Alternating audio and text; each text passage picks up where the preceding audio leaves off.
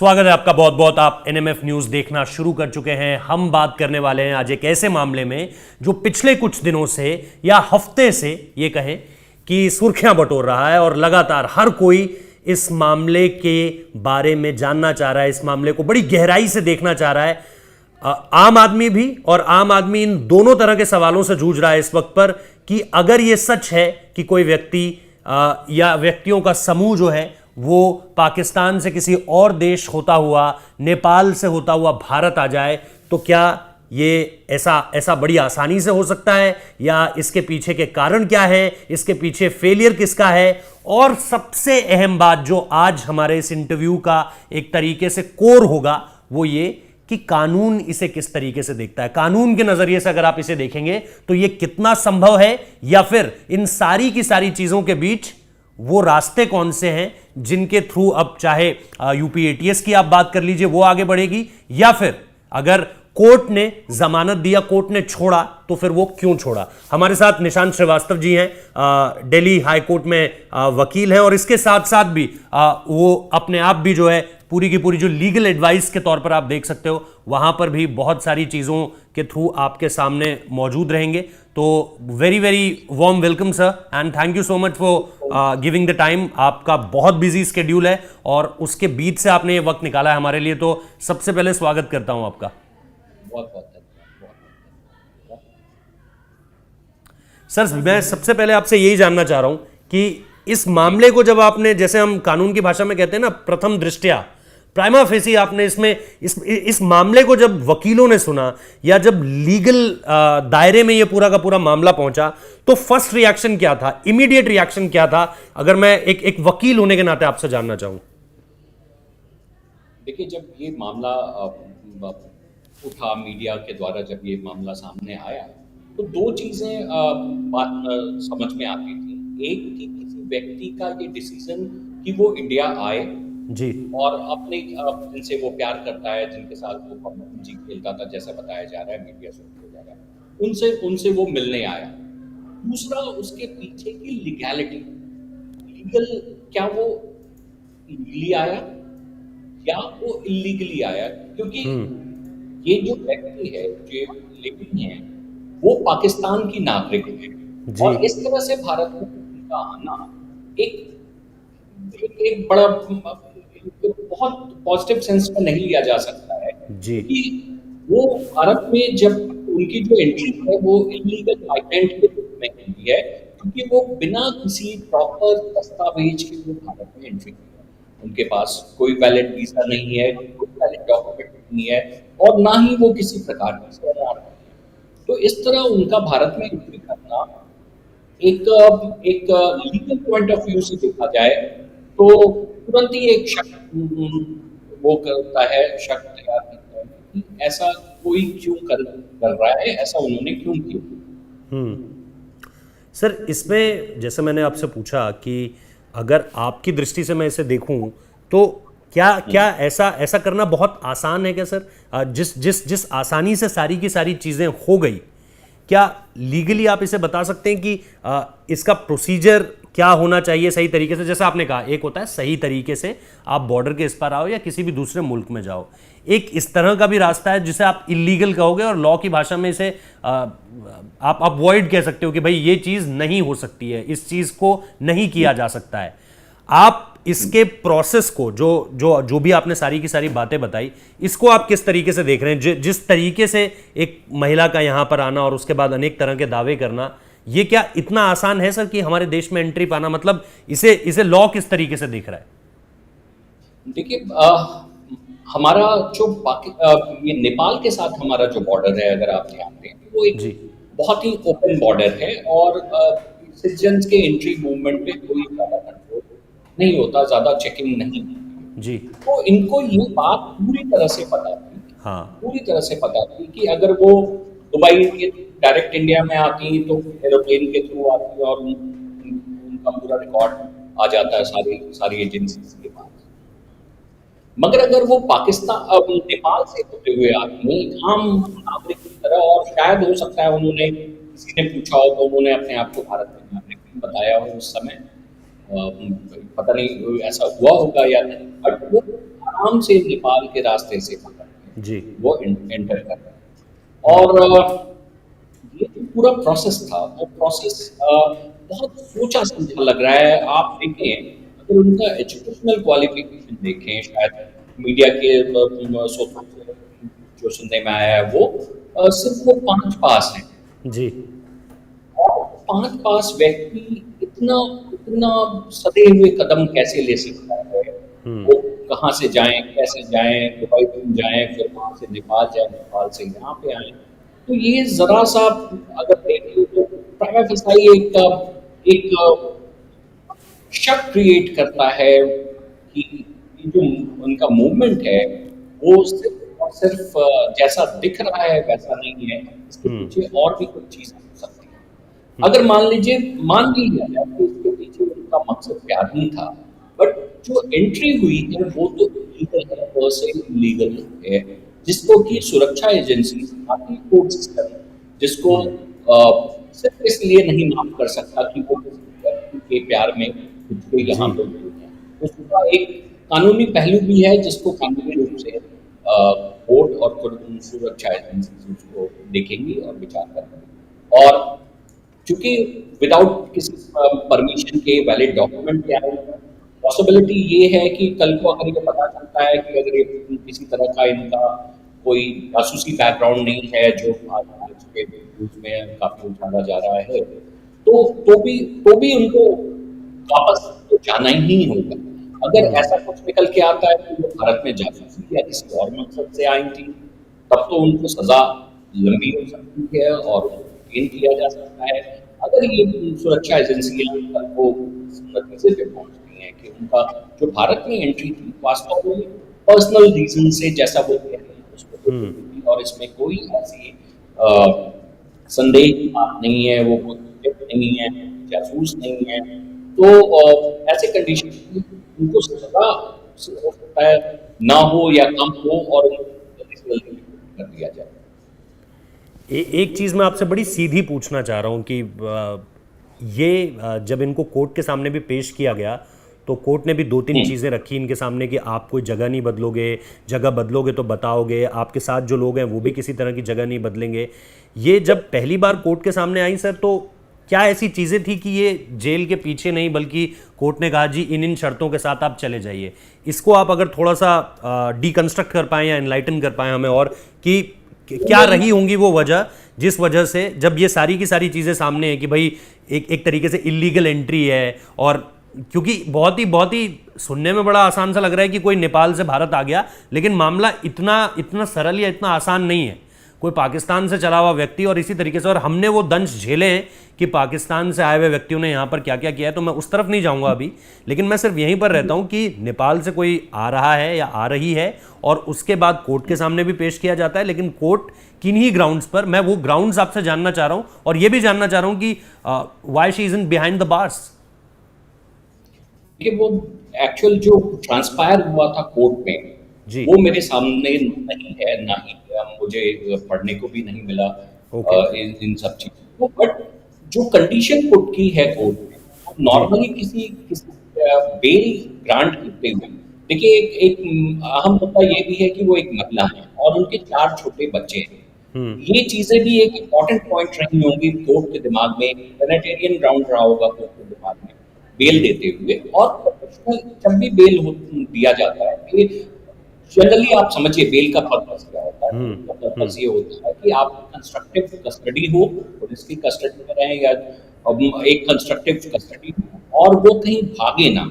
और जब भी जरूरत हो वो आयोग या इन्वेस्टिगेटिंग एजेंसी के सामने अपने आप को प्रस्तुत करें। जी वो 2 तरह से इंश्योर किया जा सकता है, या तो जुडिशियल कस्टडी में भेज दिया जाए या पुलिस कस्टडी में दिया जाए। अब चूंकि वो पुलिस के सामने खुद आ रही थी और पुलिस को उनका जवाब दे रही थी जो भी पुलिस को चाहिए था इन्वेस्टिगेटिंग एजेंसीज को, तो पुलिस कस्टडी का फिर कोर्ट को लगा होगा, पुलिस कस्टडी की जरूरत नहीं है जी। और बेल को कंडीशन देके कोर्ट ने बाउंड कर दिया है कि वो पूरी तरह से सपोर्ट करेंगी, कहीं से वो भागेंगी नहीं,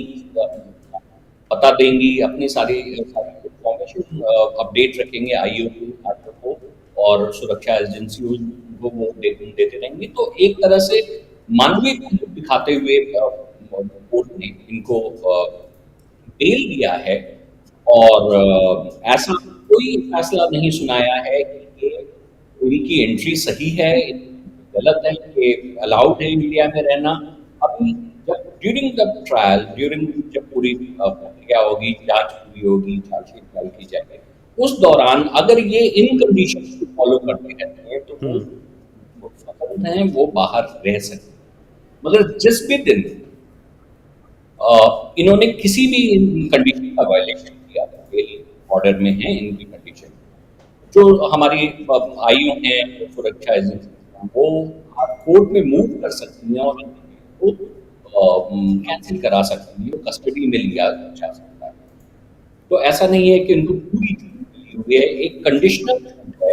मुझे लगता है कुछ मानवीय पहलुओं को देखते हुए और खासतौर पे वो जो 4 बच्चे हैं, क्योंकि उनका कोई हिंदुस्तान में नहीं है, उन बच्चों का क्या होता, तो इन सब मुझे लगता है कि कोर्ट के दिमाग में ये फैक्टर रहे होंगे जिसकी वजह से उनको कंडीशनल बेल दिया है, उनके ऊपर कंडीशन को। शायद मुझे लगता है मेरा ये सवाल ज़्यादा फिल्में देखने की गलतियां हैं, क्योंकि हम हमेशा से फिल्मों में ही देखते आए हैं कि कोर्ट जो है या कानून जो है वो इमोशंस पर नहीं चलता है और बहुत ही प्रैक्टिकल सारी की सारी चीज़ों पर चलता है। लेकिन आपका जवाब ही, जो मैंने सवाल पूछा, आपका जवाब ही इसी बात से शुरू होता है कि मानवीय मूल्य। तो सर इस पे बस एक हाइपोथेटिकल मैं आपको किसी सिचुएशन में डालने की कोशिश कर रहा हूं ताकि इस पे थोड़ा सा एक डीप डाइव और हो सके कि अगर कई बार ऐसा भी होता है ना कि आप उस तरह का एक शेड क्रिएट कर देते हो अपने अंडर जिसपे कोर्ट भी ये फैसला देने में मजबूर हो जाए या इस तरह की बात करने पर मजबूर हो जाए कि यार एक आपको ह्यूमन एंगल भी देखना पड़ेगा। क्या कई बार ऐसा भी होता है कि इस तरह से चीज़ों को प्रेजेंट किया जाता है, या जैसे आपने भी कहा, आपने कहा कि भाई सिर्फ पाँचवीं कक्षा पास करी हुई है और उसके बाद ये सारा का सारा रूट एक्सेस करना, इस पर सक्सेसफुली आना, यहाँ पर इंडिया में प्रवेश कर जाना, उस शख्स से मिल जाना जिसको वो अपनी क्लेम मोहब्बत बता रही हैं, और फिर टीवी मीडिया पर आना और छा जाना, ये सारी की सारी चीज़ें एक तरफ। दूसरी तरफ यहाँ पर ये जो बच्चों वाला मामला है, क्या आपको लगता है कि ये हाइपोथेटिकल, अगर मैं जानना चाहूँ, कि इस तरीके से ही ट्रैप किया जाता होगा सारी की सारी चीज़ों को कि भाई अगर यहाँ फंसूंगी तो शायद ये चीज़ बचा लेगी, यहाँ होगा तो ये चीज़ बचा लेगी? क्या ऐसा होता है? देखिए, आज के दिन में ये तो किसी ने डिनाई नहीं किया है, यहाँ तक सुरक्षा एजेंसियों ने भी, कि उनके 4 बच्चे नहीं हैं जी। ये एक फैक्ट है कि उनके बच्चे हैं जी। इन सारी कंडीशन को देखते हुए वो, मुझे लगता है, मैंने शुरुआत में ही बोला था, इनका बेल एप्लीकेशन हमने नहीं देखा है जी। इनकी जो आर्गुमेंट हुई थी कोर्ट में, हमने वो हमारा एक्सेस उसका नहीं है। बट हम एक तरह से सोच सकते हैं कि ऐसे कंडीशन में अगर कोर्ट के सामने किसी को लाया जाता है तो कोर्ट के लिए ये जरूरी नहीं है कि हर कंडीशन में उसको जेल भेजा जाए। अच्छा। ये मैंडेटरी कोर्ट के लिए कतई नहीं है कि जेल भेजा जाए। जैसे मैंने अभी अपने पिछले आपके सवाल में मैंने बताया था कि क्या बेल का पर्पस क्या होता है, ठीक है। तो अब जेल भेज देने से वो पर्पस सॉल्व नहीं होता। अगर वो कोऑपरेट नहीं कर रही है, वो अपना स्थान बदलती हैं या कुछ ऐसा करते हैं, तो सुरक्षा एजेंसी हमेशा फ्री हैं उनका बेल कैंसिल कराने के लिए। बट सिर्फ कोर्ट सिर्फ इस बात पे कि वो पाकिस्तानी नागरिक है, उनको सिर्फ इस चीज को जेल नहीं भेज सकती थी। भारत में आप देखेंगे कितने इलीगल तरीके से भारत में लोग आते हैं, माइग्रेंट्स रहते हैं, तो उनके लिए ये मुद्दा इसलिए जरा सा चल रहा है क्योंकि वो पाकिस्तान से हैं और एक पाकिस्तान और भारत के संबंध सब जानते हैं किस प्रकार के हैं। और चूंकि कुछ मीडिया में आ रहा है कि उनके परिवार से लोग सेना में भी हैं, तो कई ऐसे इश्यूज आ रहे हैं, कहीं ऐसा ना हो वो भारत में जासूसी या किसी और पर्पस के लिए एंट्री की है। पर सिर्फ वो पाकिस्तानी है इसलिए उनको कस्टडी में दिया जाए, शायद कोर्ट को ये भी नहीं सही लगा। एक जो मेन सवाल है मेरा आपसे वो ये है कि क्या सीमा के पास ऐसा कोई रास्ता है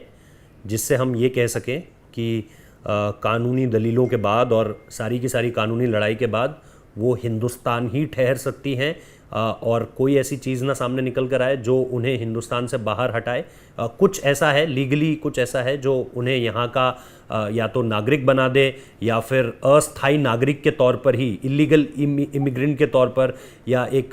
टेम्परेरी मेंबरशिप के तौर पर। कुछ भी ऐसा है क्या कानून की किताब में जिससे ये कहा जा सके कि अगर ऐसा हो गया तो फिर सीमा यहीं ठहर जाएगी? देखिए, इस चीज पे भारतीय नागरिकता या भारत में रहने, नागरिकता खासतौर पे बात करें, उस पे एक पूरा हमारा इंडियन सिटीजनशिप एक्ट 1955 है, जिसके कई प्रावधान हैं जिनको फॉलो करना होता है आप भारतीय नागरिकता लेने के लिए। आप गलत तरीके से एंट्री करके आप नागरिकता क्लेम नहीं कर सकते। ओके। अगर आप करना शुरू कर देते हैं, आप ये अलाउ करना शुरू कर देते हैं, तो कोई भी आदमी, फिर क्या होगा, सारे पाकिस्तानी कितने लोग फिर इंडिया में इस तरह से किसी तरह एंट्री कर लेंगे और उसके बाद भारतीय नागरिकता के लिए अप्लाई कर देंगे। तो वो तो प्रोसेस कानून अपना लेगा, और चूंकि वो इलीगल माइग्रेंट हैं, उनका केस काफी कमजोर हो जाता है, और उनके खिलाफ किसी भी तरह की पाकिस्तानी एजेंसियों से जुड़ा होना, कुछ इस तरह की बात निकल के आती है तो उनकी मुश्किलें बहुत ही ज्यादा बढ़ जाएंगी। वो शरणार्थी भी नहीं है, किसी तरह का उनका प्रोसिक्यूशन का भी उनका एलिगेशन नहीं है कि उनको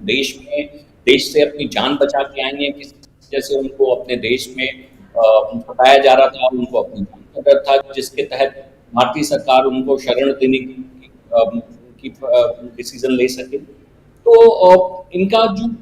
ओवरऑल देखा जाए लॉन्ग रन में, इनको डिपोर्ट ही एक इनका पॉसिबिलिटी लगता है। सिटीजनशिप मिलना एक कानूनी प्रोसेस है, उसको फॉलो करना होगा, जो जहाँ पे वो पहले ही स्टेप पे उनसे गलती हुई है भारत में इलीगल तरीके से एंट्री करना, जो कि उनको सिटीजनशिप देने के पूरे प्रोसेस में बहुत बड़ी एक बाधा है, और जिसकी वजह से वो सिटीजनशिप नहीं प्राप्त कर पाएंगे हिंदुस्तान का। ये दूसरी बात है। जी जी जी जी ये दूसरी बात है, जरा सा एक इमोशनल बातें हो रही हैं कि वो पाकिस्तान की महिला है, हिंदुस्तान में उसको प्यार मिला, इट्स समथिंग लाइक मूवीज में जैसा दिखाया जाता है उस तरह का हुआ, तो वो एक इमोशनल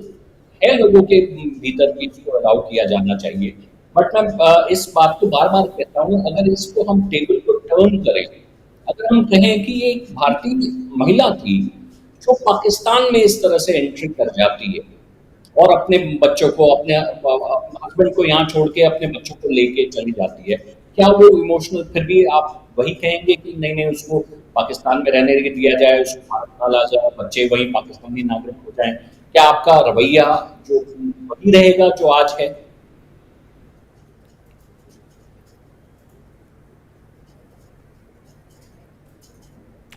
अब इसमें जो मैं एक सवाल और आपसे जोड़ना चाह रहा हूँ, आखिरी सवाल, वो ये कि डिपोर्ट करने के अलावा क्या ऐसा भी कुछ हो सकता है कि उनको भारत में रहकर ही सज़ा काटनी पड़ जाए? अगर कुछ जैसा आपने कहा कि ठीक है आपने उस केस को स्टडी नहीं किया, अभी जो बहस वहाँ पर चली है वो सारी की सारी चीज़ें आपकी जानकारी में नहीं है, लेकिन अगर ये मामला आगे बढ़ता है, कल भी आपको पता होगा कि यूपी एटीएस ने 8 घंटे तक पूछताछ की है और पुलिस से अब आगे बढ़ चुकी है ये बात, क्योंकि ये मामला जैसा हम देख रहे हैं एक तो मीडिया में बहुत ज़्यादा आ चुका है, क्योंकि ऐसा तो नहीं हुआ कि इलीगल इमिग्रेशन यहाँ पर होता नहीं है। रोहिंग्यास का मामला हम सबको पता है और इसी वजह से कानून लाया जा रहा था, उसको लेकर के भी हमें पता है कि चीज़ें किस तरीके से सामने निकल कर आई थी। लेकिन अगर ये मामले आगे बढ़ते हैं, जांच आगे बढ़ती है, आगे चलकर पता नहीं शायद आप और जांच एजेंसियों को भी, जो टॉप जांच एजेंसियां हैं उनको भी शायद यहाँ पर आता हुआ देखें, बिकॉज़ अगर मामला उस तरीके से आगे बढ़ता है, कि आपको लगता है कि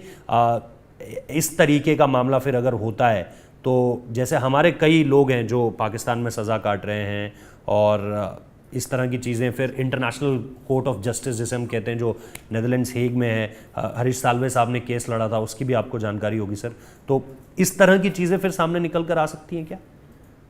देखिए, वहाँ पे जो केस था जाधव जी का, जिनके बारे में आप बात कर रहे हैं, इंटरनेशनल कोर्ट ऑफ जस्टिस में हरीश साल्वे साहब ने जो केस लड़ा था, उनको भारतीय जासूस करार दिया गया जी, और वो ठहराने के बाद जो इंटरनेशनल कन्वेंशन है उनके अंदर उनको कई राइट्स मिल जाते हैं जिनका हनन पाकिस्तान में हो रहा था उनका, ठीक है। इस और उनको फांसी दी जा रही थी, इस वजह से ये मामला इंटरनेशनल जस्टिस में गया। बट अब इनके केस में अभी ये सिंपली वो माना जा रहा है कि वो इंडिया में एंटर किया है, इन्होंने इलीगली एंटर किया है, तो अभी काफी कुछ इन्वेस्टिगेशन बाकी है। अगर ये बात कोर्ट में तय हो जाती है कि इन्होंने इलीगली, और जो अभी एकदम क्लियर भी है आज के दिन में, बट फिर भी कोर्ट में प्रोसिक्यूशन एजेंसी को एविडेंस पेश करने होंगे इन चीजों को प्रूव करने के लिए, और एक बार कोर्ट इस निर्णय पर पहुंचती है कि लीगली इंडिया में इन्होंने प्रवेश किया था, तो अंडर लीगल प्रोविजन इनको सजा दी जा सकती है और इनको जेल में समय बिताना पड़ सकता है। बट उसके बाद ऐसा नहीं होगा कि वो सजा काट चुके हैं अब वो भारतीय नागरिक बन सकती है, तो वो सजा काटने के बाद भी उनको वापस भेजा जा सकता है। अच्छा, तो मतलब रास्ते इसी तरीके से हैं कि वो जब भी जो भी मामला सुलटेगा या जब भी मामला जो है वो साफ होगा, सीमा का पाकिस्तान वापस जाना हर हाल में तय है। Thank you so much Nishant sir, thank you so much कि आप जुड़े और आपने इतना एनलाइटन किया अपनी बातों से और इस पर क्लैरिटी रखी, क्योंकि बहुत सारी बातें जो है वो सोशल मीडिया पर चल रही हैं और बहुत सारी बातें जो है वो अलग अलग खबरों के माध्यम से सामने निकल कर आ रही हैं कि ऐसा हो सकता है तो ऐसा हो सकता है। सब अपनी अपनी तरह से हाइपोथेसिस और एक केस स्टडी बनाकर सामने रख रहे हैं,